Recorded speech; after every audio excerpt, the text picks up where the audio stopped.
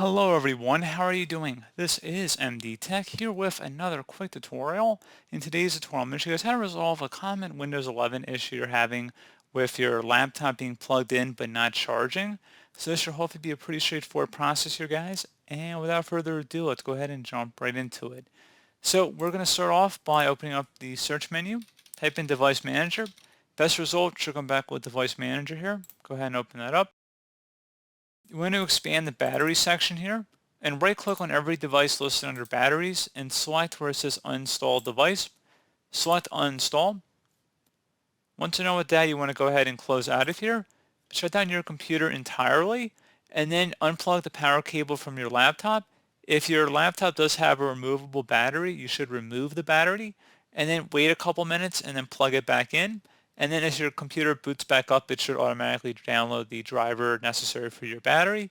So at that point, it should be working properly. So since you did that, we're going to go ahead and restart our computer. Again, if you have a physical laptop, just shut it down entirely. And then, like I said, remove the battery. But if you don't have a battery that's easily removable, just go ahead and just do what I just did and then just restart.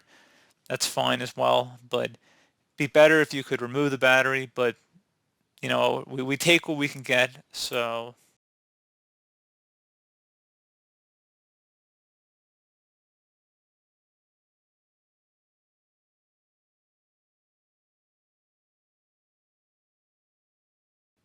pretty straightforward process, guys. Do hope that I was able to help you out, and I do look forward to catching you all in the next tutorial. Goodbye.